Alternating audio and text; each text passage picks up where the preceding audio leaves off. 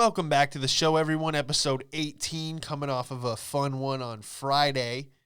Hope you guys enjoyed that. I had Gary Lelly on the bonus episode, comedian friend. He's out in Los Angeles. If you haven't heard that one, go check it out. We do 2 shows here. If this is your first time, we do Mondays and Fridays. If you're a video viewer, sorry about the video. The past few shows, I got a new camera, and, things have been going how they're going. A lot of operator error. Maybe I should have read the manual. Who knows? But, yeah, we got the audio going strong, and we'll get the video fixed eventually. So, seems like it. Thank you guys for sharing, liking, subscribing. To all of you who have left a review, thank you so much. That's, definitely helps the show, keeps a good morale here at In the Hall Studios. All of our employees are very happy. We don't hit any of them. I don't have any employees to hit. Coming to you from a Sunday afternoon, taking it easy here, living on a lake. Pretty wild to think 4 years ago, or not less than that even, we were, looking at crackheads take apart printers in Brooklyn. So it's wild how things have changed, the different views that I have seen in my life and the views that I haven't seen. Basement apartments with no windows. It's like living in a bunker. I've also had places with an ocean view. Things change. Okay, I've been upgraded and demoted in the same year. Okay, that actually happened to me at a weed shop I worked at out in LA. I was promoted to manager and reprimanded for being late at the same time. Yeah. I'm like, am I high, or did I just get a promotion and in trouble at the same time? They were like, hey, sign this saying that you'll never be late again or else you're fired. Also, you've been killing it when you're here, so we want to promote you to manager. Interesting times. Anyway, I don't even know where I was going with that. I'm coming to you on a Sunday, trying to take it back to, I'm trying to be more prepared for the show. Part of the reason why is, if you put a show out on Monday, don't record the episode on Monday.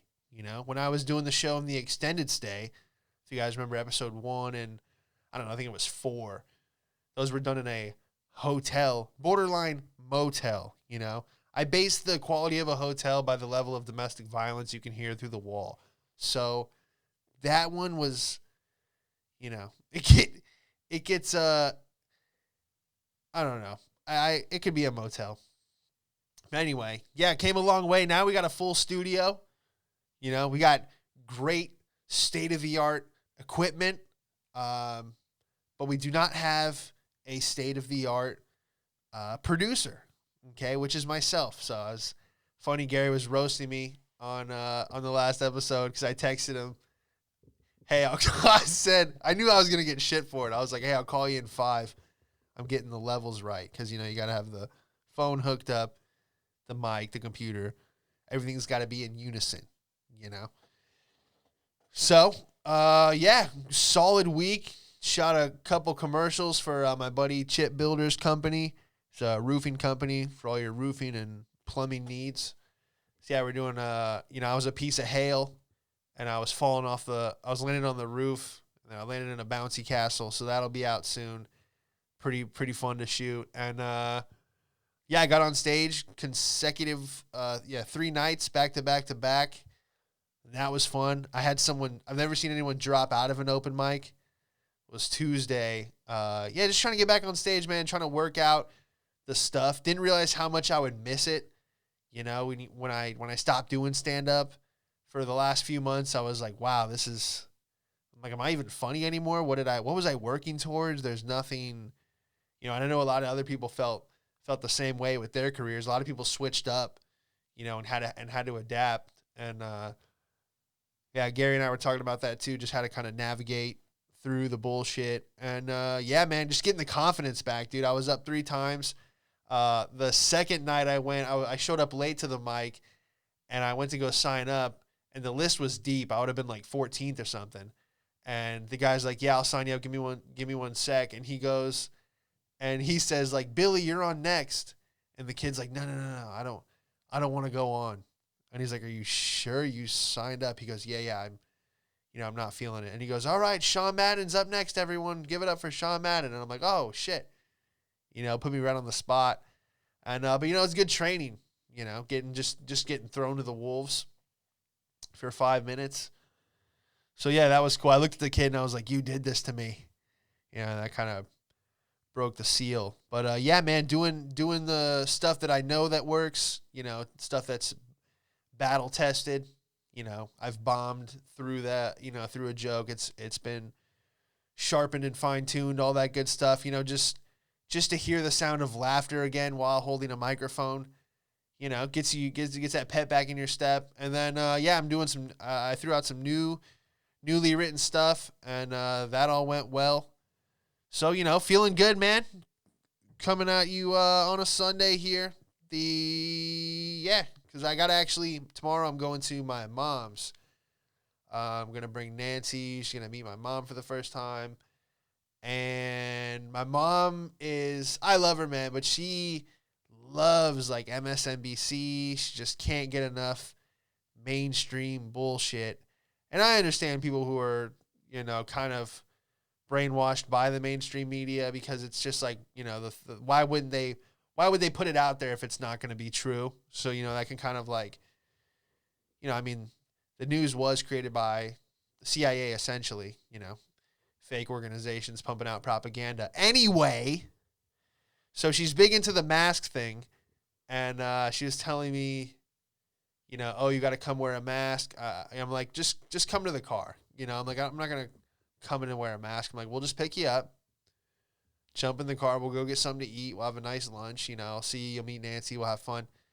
But she wants me to see her new floors. I guess they had a pipe burst and they got all new floors and they switched from tile to wood. So my mom's like, "Well, I need you to wear a mask to come look at the floors." And I go, "Mom, no disrespect, but I don't really want to, come see the floors." She's like, "I need you to put a mask on and come see the floors." And I'm like, "Oh, you're just trying to flex these floors safely. That's what you're trying to do. You're trying to show off, but you want to." So I started messing with her. I'm like, "Well, then I need a biohazard bin. Okay. Upon entry, I need someone to hose me off. I need a fresh mask. And then I want tape on the floors every 6 feet to ensure proper distancing. Otherwise, I'm not coming through. Or I'll bring my 6-foot pole and I'll keep everyone at bay." And she just starts laughing. I'm like, "Seriously, Mom, like, what are we doing? I'm going to come pick you up. We're all going to get in the same car. Then we're going to sit across from each other with no mask." I mean, I get the precautionary, details. But it's just like, she's like, "Hey, wear a mask." I go, I'm a God-fearing American. I ain't putting no damn mask on. Trump 2020. No, I'm just kidding. But it's just like, what are we doing here? So God bless her. I love her. She's just kind of worked up over the whole thing. And I get it, man. Who knows what it is. But at the same time, it's like, let's use our brains. So yeah, so we'll be taking her out to lunch. That'll be fun. And I know we'll have a good time. And then what else? I think it's funny that everyone's doing something else. My dad just doesn't give a shit anymore. He's just playing golf every day. That's what's so funny. It's like he texts me. It's like a Twitter status. He's like, "On the 9th hole. Talk to you soon. Call you tomorrow at 11. I love it. I even told him I started watching this thing. It was like, Hollow Earth. And it's something I can get behind. It's like the Earth there's something's got to be down there. Worms, dig holes. So do, gophers. There's a lot of things that burrow and live underground. And I'm like, it only makes sense if there's another civilization in the Earth, And then the way they explain it, and they got Admiral Byrd, that guy, and then you got Hitler going to Antarctica, and I was watching some wild stuff, bro. And it was they had an actual. I was like, yeah, it's all. Yeah, I'm like, it's all kind of bullshit. I'm like, they probably just wanted a base, on Antarctica just for like geographic reasons, And then they showed a picture of the hole, and I'm like, oh yeah, people are definitely going in there. And I'm like, oh, I didn't know you guys had a photo of it. So that was pretty crazy, just seeing a giant hole in the center of the earth. And I told my dad, and he's like, hole in Antarctica, huh? Well, can I putt in it? Because otherwise I don't give a shit. If I can't sink a birdie into the hole, then I don't even want to know about it. So God bless them. That's where they're at. And I'm just here in a walk-in closet spilling water on myself. So appreciate you guys, everyone who's left a review. That definitely helps the show. Everyone giving a thumbs up on the YouTube. Everyone subscribing, telling their friends about it. It's crazy to see we do have listeners. Even if it's one person, and pretty much, I don't know how many countries there are, but there's a lot of little pings coming up on this map here that shows you where your listeners are. So that's pretty cool, man. I don't know if it's some guy in Finland accidentally clicking on it. He's like, no, I meant in the mall. I didn't mean to type in the hall. Who knows? Sorry, I just burped right into the mic. But yeah, dude, it's pretty much what's been going on. Having a good week so far, dude. That's pretty much it. Do have the bonus episode coming out again on Friday. And let's just get into some Florida man news, shall we? I'll also, for the ladies, I do have, I think it's like 60%. No, it's less than that. I think it was like 70% male audience, 28% female audience, which makes sense. And then we had the 2% non-binary. So shout out to all the non-binaries, the theys and the zays. Appreciate y'all tuning in. Here we go. Florida lawyer arrested in series of bank robberies near Miami, feds say. So we had a lawyer. I guess he wasn't really doing well. I guess no one was calling one of his 30 million billboards. How do these lawyers have so many billboards? I guess it is just like guerrilla marketing, It's like being a like cheap ass crime lawyer is like being a SoundCloud rapper. They're like, I just have to get my face everywhere. They're on every billboard. They're like, shot at a Taco Bell, call Raquel. They're like, if you, I don't know, dude. They always have some cheap slogan. If you're on pills, call Bill. I'll fight for you. Here we go. A Florida boy were, wow, smoking some Jack Herrera. So it's supposed to keep you sharp and in tune with nature, but just kind of making me stutter. Anyway, a Florida lawyer was arrested in connection with a series of bank robberies and attempted bank robberies in the Miami area over the past several weeks. So he was doing attempted bank robberies, and he did do a series of robberies. So, damn, this guy was on the hunt. It's weird robbing that many banks now. I mean, what is it, failed because they didn't have any cash? Because a lot of these places, it's all digital now.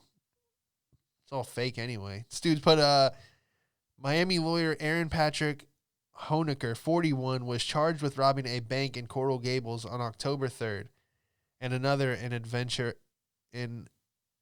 Aventura on October 10th for a total of $1,850. Oh, dude, he didn't make shit. $1,850? You had a better chance just waiting for the stimulus check, the second one. Oh, man. Yeah, dude just looks like a classic. I don't think he should have he could have done like the coronavirus insurance scam before he robbed a bank. Yeah, just looked like a classic lawyer. Well, colleagues at the boutique law firms in Coral Gables told the station that Honecker was a highly intelligent and brilliant attorney, A former colleague said they couldn't explain what had happened to Honecker. Honecker was previously arrested for petty larceny, forgery, and battery. Huh. Well, my man had a record. That's funny, dude. I mean, you robbed how many banks and you got $1,850? Dude. Probably find more at the 7-Eleven. And then I did find some Florida women. I never get that right. Women. Whatever it is. You know what I mean? One woman. That's what I'm going to say. Florida woman shoots man over fake cash during drug deal in Publix parking lot, police say. This is the most Florida story I have ever read. Shoots a man. All right. Over fake cash in a Publix parking lot. Shout out to Publix. She was dropping people in front of pub subs, dude. Had set up this deal over Snapchat. So, yeah, classic Florida woman. That's what's going on in Florida. And, I don't know. I was just thinking earlier today, dude, I had a deaf kid in my class. It's like freshman year. Yeah, Deaf Jeff, dude. Which is weird. I'm like, don't name your kid after the condition, you know? Like, if your kid has low fiber, don't name him Tyler, you know? Then be like, oh, everyone, here comes low fiber Tyler. You know, it's just one more thing for your kid to get roasted on, you know? So if the doctor's like, hey, your son is deaf. What do you want to name him? They go, we're gonna go with Jeff. He's like, are you sure? They're like, yes. Yeah, we're gonna keep that name. So Deaf Jeff, DJ we called him, because he could read lips like a mother, dude. He could probably read your thoughts. But man, he was a funny kid, dude. He would wear like basketball jerseys and, you know, he'd sleep in class, but then he'd wake up and he would ask to use the bathroom. And God bless him, dude. I don't know if he was doing it on purpose, but he would just, he would just yell, Kaibaru! Kaibaru! And, you know, that's messed up to make fun of him for that, but how am I supposed to focus, you know? How am I supposed to get the grades that my parents desire if I have a deaf kid screaming, Kanayu Baru every 10 minutes? Okay, that is the funniest shit I have ever heard. Okay, so I was just thinking about him. He would sleep in class, and they brought in a sign language interpreter, and she would do sign language to Jeff, but he would be sleeping the whole time. So we were all like kind of looking around like, well, why is she here every day if he's going to sleep in class? So we found out that she didn't know who the deaf kid was. Her job was just to sign no matter what, right? But like halfway through the year, she found out that Jeff was the deaf kid, Deaf Jeff, we called him. And she snapped, dude. She's like, I've been here every day signing, and the kid that I am doing sign language for is asleep. Oh, she blew up, dude. And the teacher didn't like her either, because he didn't like the fact that he knew that Jeff was sleeping, and he didn't tell her, you know, that was the kid that she was signing for. And he didn't like her either. The teacher didn't like her either, because when she would do sign language, we would all be watching her instead of him, going, oh, that's how you say pencil in sign language. You know, oh, that's how you say geography in sign language. You know, we'd be watching her. We wouldn't really pay attention to the lesson too much. So she finds out and she goes, you need to wake him up. You need to wake up Jeff. And he's just like, what? He's like, I'm not going to wake up a deaf kid.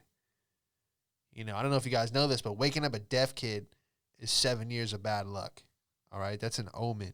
Okay, you let the deaf sleep. All right. So the teacher woke him up. And I remember the next day, I don't know if it's related, but Japan had a tsunami. Okay, I don't know if they're related, but I'm just saying, you wake up a deaf kid, you might alter the state of reality. Okay, you might have opened a wormhole. That's the moral of the story. I don't know. I felt like sometimes I'm like, am I in the special classes? Because there would always be one kid. I think it was because of budget cuts. They would just kind of sprinkle, a kid with special needs. They'd be like, oop, this class is 99%, advanced, and then boop, kid with Tourette's. Kid with Tourette's in my class, and his name was Brandon, man. And his twitch, man, God bless him, but his twitch he would elbow himself, like kind of like, how you'd go to sneeze in your elbow. He would elbow himself with the inside. Well, I guess the inside of his elbow, and he would hit it up against his forehead. And I guess he couldn't stop the twitch, so that's what he would do, I guess, because it would like hurt him over time. But he would get real angry and he would just freak out. And he had this lady next to him, and she was just she basically would just play defense. Keep the property damage down, because it would all be quiet in the class. Everyone would be doing. Remember when the teacher's like, "Oh, you're doing 1 through 40 even, or 1 through 40 odd," and you did all the odd number problems, and you would just hear Brandon go, "Son of a bitch, motherfucker," and he would just grab his calculator, dude, and start flailing it. And he would go to throw it, and dude, I'm just telling you, like, there'd be days where you felt bad for him, and you're like, man, Tourette's must be like it must be a wild thing, dude, to not have control every 15 seconds and just kind of like lose control of your arm or your leg or whatever. And there would be times where we were like, dude, this is the funniest shit I have ever seen. And he was the nicest kid, dude, and we would always have like good conversations. But dude, when he would just whap whap hit himself in the forehead, it would just kind of be like if you didn't know he had Tourette's, you'd be like, what the hell? What are you doing? But he would just freak out. And there, like that, there would be times where I'm like, okay, there's a deaf kid in this class, and the kid that had Tourette's, he was in my class. We were in the trailers out in the, so like our school was so big that they had classes outside. They had FFA, Future Farmers of America. That was some redneck shit. All the country folk, the kids that wore mossy oak jackets and hunting beanies to school. They'd be out there, milking cows and gardening, real skills, actually. That's the thing, dude. People want to make fun of rednecks. It's like, what are you going to do when shit hits the fan? They got a bunker and zucchini. And they know. Dude, I follow this guy. He's a fan of the show. Shout out to professional, I believe it's _Kookster. Dude, this guy is a fucking savage, bro. He's, like, I'll see some of the things on his story, and it's like, every day he's eating what he hunted. Duck, goose, pigeon, turkey. He's fishing. Dude, he like skinned an animal, and then he had the skull, and it was like the white skull, and he just put it out on his porch, and I'm like, oh, dude, it was like one of the, like an old Western. I don't know, bro. Dude just out there eating what he catches. That's some man shit. That's a dude that goes into Home Depot and knows what the fuck a T39 screw is. There's aisles in Home Depot where I go, I don't even know what I'm looking at. What do you even use this stuff for? He does. He knows.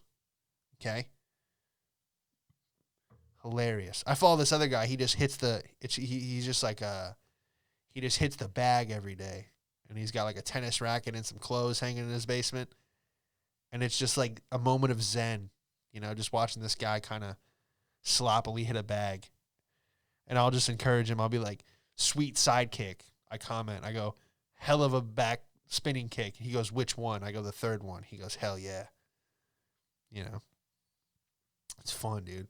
A lot of fun people out. A lot of wild people out here in this world, man. But yeah, I just want to say, having a good time being back on stage, man. Having a good time on the show.